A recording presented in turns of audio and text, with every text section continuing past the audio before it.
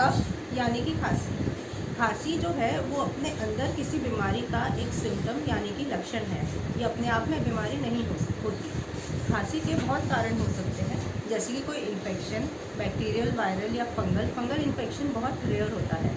इसके अलावा एलर्जिक हो सकती है कि बदलते मौसम में एलर्जी की वजह से खांसी हो सकती है।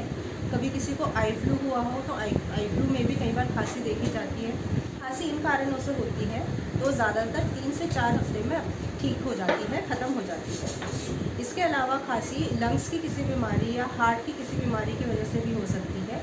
इस प्रकार की खांसी में देखा गया है कि ठीक होने में ज़्यादा टाइम लगता है, क्योंकि इन बीमारियों को पकड़ने में ज़्यादा टाइम लगता है।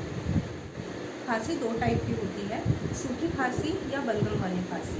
जो सूखी खांसी होती है वो ज़्यादातर थ्रोट में किसी इरिटेशन की वजह से होती है, और जो बलगम वाली खांसी होती है वो ज़्यादातर इन्फेक्शियस होती है और वो फेफड़ों की किसी परेशानी की वजह से होती है।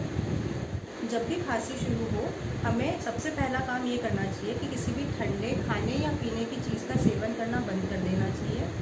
गर्म पानी में चुटकी भर नमक डाल के दिन में 3 बार गरारे शुरू कर देने चाहिए। और सडन चेंज ऑफ टेम्परेचर यानी कि सर्द गर्म, अचानक से ठंड से गर्मी की तरफ जाना या गर्मी से ठंड की तरफ आना, इस चीज़ को अवॉइड करना चाहिए। इन सब उपचारों के बाद भी अगर खांसी ठीक ना हो तो अपने डॉक्टर को कंसल्ट करें, ताकि वो खांसी के रीज़न का पता लगा सके और उसके अकॉर्डिंग ट्रीटमेंट दे सके। मार्केट में बहुत तरह के कफ सिरप होते हैं, उसमें basically 2 most common cough syrup होते हैं। एक होते हैं एक्सपेक्टोरेंट और एक होते हैं कफ सप्रेसेंट। एक्सपेक्टोरेंट यानी कि अपने अंदर के बलगम को वो कफ सिरप बाहर निकालता है, और कफ सप्रेसेंट यानी कि खांसी को कम करता है। अब किस सिचुएशन में कौन सा कफ सिरप दिया जा सकता है, ये डॉक्टर भी डिसाइड कर सकता है, क्योंकि अगर इन्फेक्शन में हमने कफ सप्रेसेंट वाला कफ सिरप ले लिया तो इन्फेक्शन अंदर लंग्स में जाकर, अपने फेफड़ों में जाकर निमोनिया बना सकता है।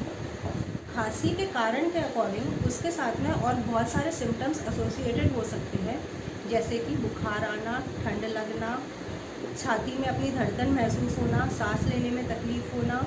अगर आपको अपने में ये सारे सिम्टम्स भी दिखते हैं तो अपने डॉक्टर